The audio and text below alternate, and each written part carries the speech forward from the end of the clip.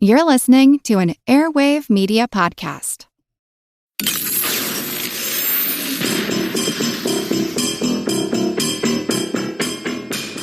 Hey folks, welcome to a special episode of The Projection Booth. I'm your host, Mike White. Joining me today is Mr. Yannick Billson. You might know him better as Murdoch from the Murdoch Mysteries. He is in a new film called Hellmington. Makes a little appearance in that. Chat with him about that and Murdoch and a few other things, and I hope you enjoy it.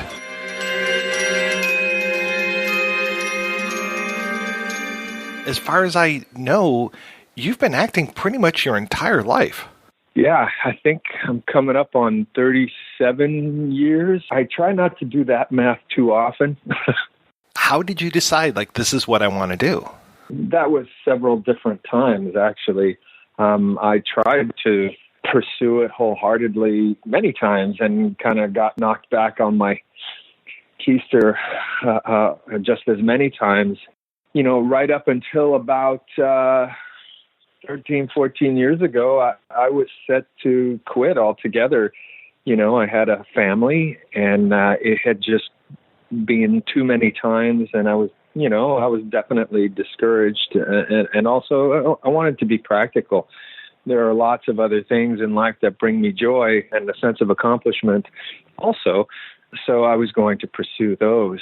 And then actually, funny enough, Murdoch came along, and that was a big turning point because I couldn't really say no at the time. And I also sort of thought well, I don't know, what's the longevity of this show?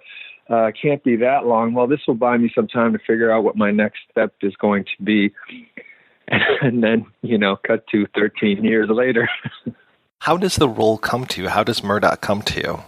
I had just been in Los Angeles. I had been there for what you basically call pilot season, and hanging out there.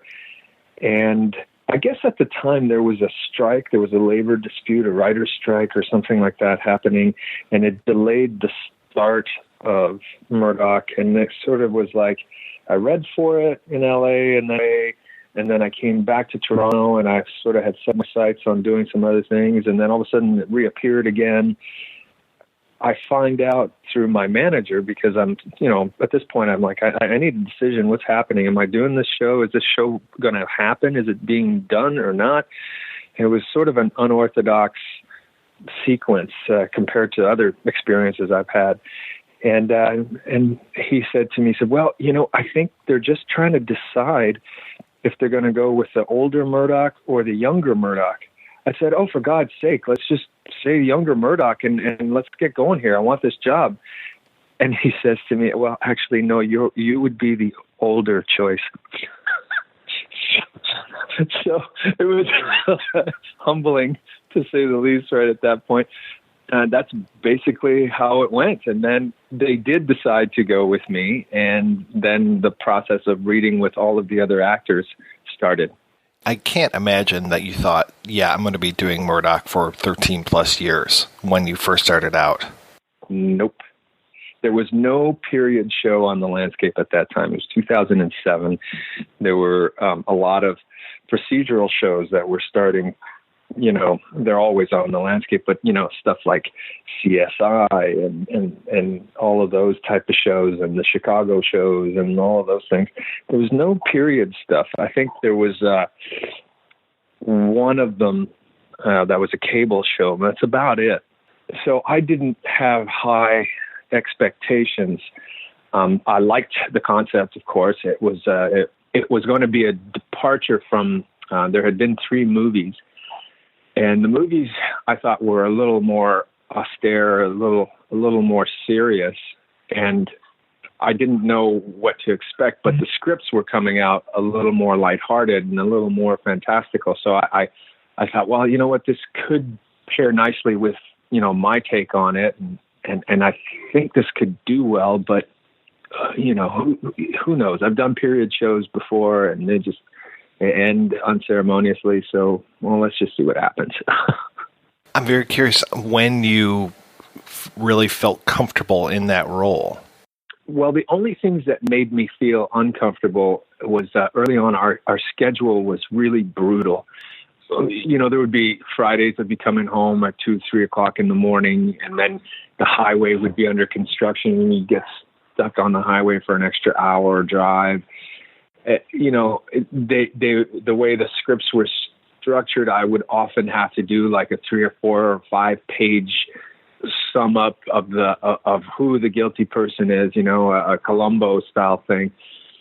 It was difficult, to say the least. And I remember distinctly thinking, I can't carry this pace for much longer. And I don't know if I said it to anyone or what happened, but over the years, it has become more and more, steadily, I don't want to say easier for me, but they've found ways to help other people share some of the load, which I think is great because we've got lots of colorful characters now, and it's become a much more dynamic show than I think it started out as. Where do you actually shoot the show? Where are all these sets at? We're very lucky. We have a studio in Scarborough, and we have a backlot as well. So right here in Toronto, we have a backlot as well that really is practical because some of it is actual inside and outside shootable. So we can walk into a storefront and it'll be a diner or a bar or whatever, and we can shoot from inside out. So that helps to bridge some of our stuff, some of our streetscapes and so on. And that helps, when we have studio days or whatever the page count ends up being, and if there's any sort of overlap or leftover, we can help bridge it with our exterior sets.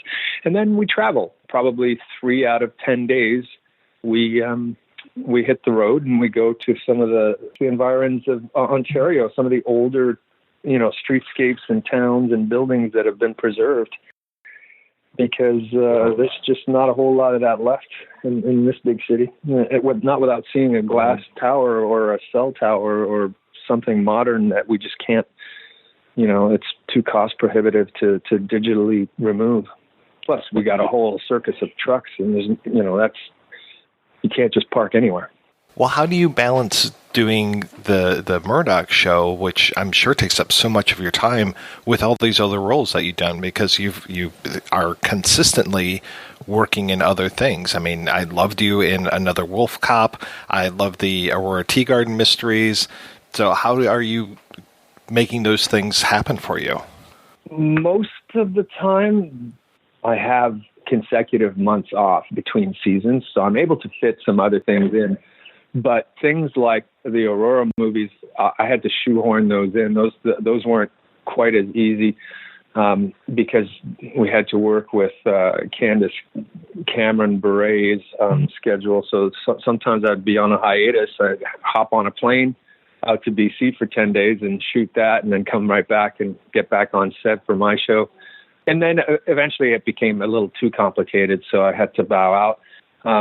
But they were fun. I mean, it was a paid trip to BC, so I could get to go and ski or mountain bike and see all my friends out there and have it covered. Hellmington was something I had to squeeze in on a couple of days off and just, shoot up to North Bay real quick and do my part on that and meet up with the gang up there and then come right back to work. The kids show Napkin Man that I did, there was some seasons where I literally wrapped, 6 months on Murdoch, and then I went straight into, a day or maybe 2 days later, straight into doing Napkin Man for a month. Last year, I deliberately took the year off. I wrapped up season 12 of Murdoch, and I basically told everybody no, and took a vacation for the first time in 3 years. It's a scary you because actors, we always sort of feel like, oh, it's come to an end any second, and it often does. And will I ever work again? And all those things, right? That never goes away. It must be unusual because I know that you have a great sense of humor, but the character of Murdoch, you're very, straight-laced.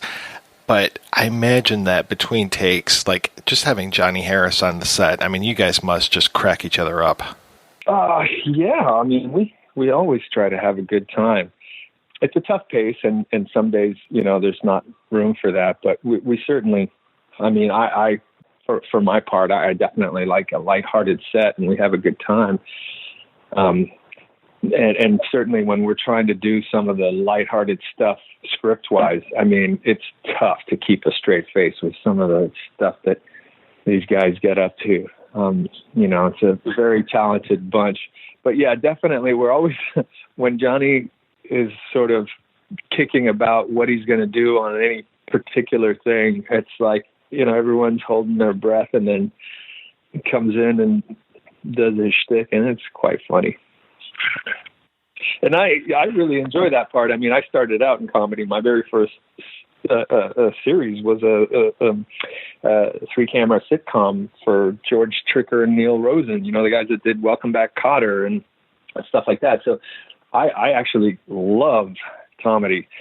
That's what I grew up in and what I did first. So whenever I get the chance to do that, it's a lot of fun. The other one I remember you being in, which wasn't a comedy, but was also another procedural, but I really enjoyed you in, was the Sue Thomas FBI. Yeah, a lot of people responded to it, and it's still to this day, a lot of people talk about it. They've tried to kick together the cast to sort of wrap it up, because, it was another one that ended unceremoniously, and it wasn't the greatest experience for me for a few different reasons, and I won't sort of talk out of school here, but I was kind of glad it was over, and I don't think I'll be getting back together with those folks to do any. Let's just put it that way. That's the only bad experience I've ever had, really. Well, how was your experience on Hellmington? It was quick, and it was the first time I'd ever experienced a group effort directing wise. I had never, as a trio of directors. And it's funny, there are people that are in showbiz in different capacities, but I don't know how much experience they had, because I sort of felt like they're like, so what do you think? I don't know. What do you think? So it was different. That is cool, because then there's like this thing that evolves and becomes something. But I have a little bit more solid lock on the vision and the final product and so on. So I don't know how I would tackle that. I haven't seen the entire movie. I understand that the concept was just so solid that, sometimes these things make themselves. So maybe that was it. I don't know. Can you tell me a little bit about A Perfect Plan? Because I know you have that one coming out pretty soon. Yeah, well, that was fun. In a similar way, I was sort of isolated from the bulk of the production, because I came in and I played this this overlord kind of character that was representing a consortium of some kind of, unspecified Illuminati organization or something.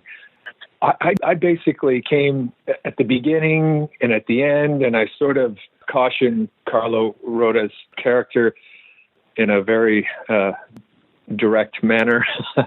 And so I was sort of in the movie, but outside of the production a little bit, because mine were few and I didn't have the day-to-day grind of the entire arc. And also in Hellmington. Hellmington was, kind of an Easter egg sort of performance. It just popped in there along the Clue Trail and then gone, never seen again.